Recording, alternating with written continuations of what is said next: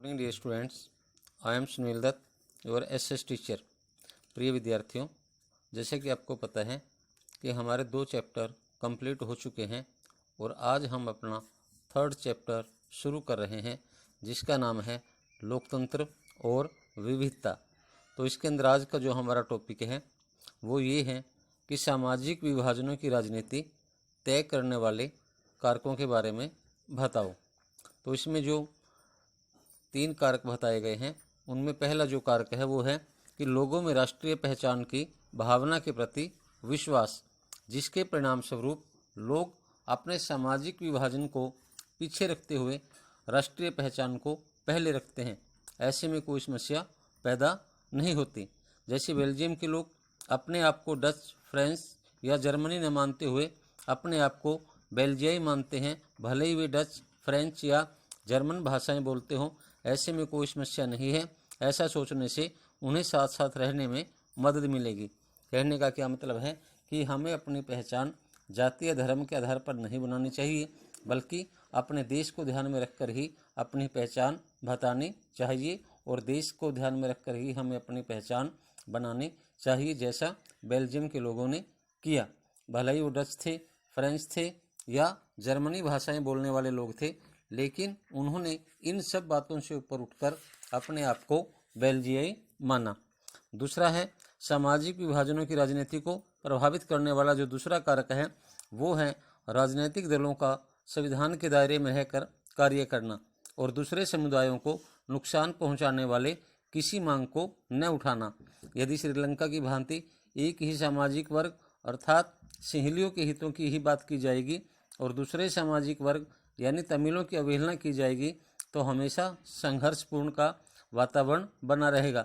ऐसे में राजनीतिक दलों का यह कर्तव्य है कि वे सभी सामाजिक वर्गों के हितों का ध्यान रखें।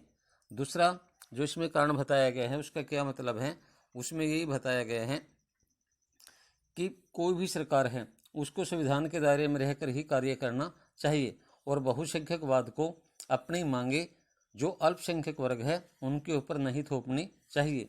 जैसा श्रीलंका के अंदर हुआ, आपको पिछले लेसन में बताया गया था कि श्रीलंका के अंदर जो दंगे फसाद हैं उनकी वजह क्या थी कि वहाँ पर जो बहुसंख्यक थे, सिंहली लोग थे, उन्होंने हमेशा तमिल जो अल्पसंख्यक वर्ग था उनके साथ हमेशा भेदभाव किया, जिसकी वजह से वहाँ पर हमेशा तनावपूर्ण माहौल बना रहता था। तो कहने का क्या मतलब है कि सभी वर्गों को साथ लेकर चलना चाहिए।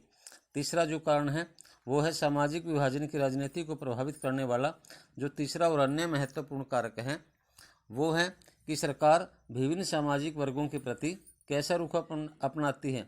यदि बेल्जियम की भांति सरकार सत्ता की भागीदारी पर विश्वास रखती है और प्रशासनिक तंत्र में सभी सामाजिक वर्गों को हिस्सेदार बनाती है तो किसी भी प्रकार की समस्या पैदा नहीं होती। लेकिन यदि श्रीलंका या यूगोस्लाविया की भांति सरकारें यदि एक से सामाजिक वर्ग के अतिरिक्त अनेक वर्गों को शासन तंत्र से अलग रखती है तो संघर्ष, कलह, गृह युद्ध और यहाँ तक कि देश का बंटवारा भी हो सकता है। कहने का क्या मतलब है कि सभी वर्गों का मान सम्मान करना चाहिए। जिस तरह से बेल्जियम ने सभी वर्गों को साथ लेकर सत्ता की साझेदारी के सिद्धांत को अपनाया और वहाँ पर सभी प्रकार के जो कलह क्लेश थे उनको मिटा दिया, लेकिन श्रीलंका ने इस मूल मंत्र को नहीं अपनाया।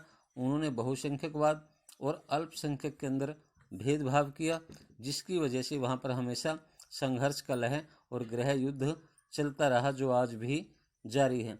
तो इस तरह से हमें सामाजिक विभाजनों से बचना चाहिए और सभी लोगों की सत्ता की साझेदारी में हिस्सेदारी होनी चाहिए। धन्यवाद। आज के लिए इतना ही।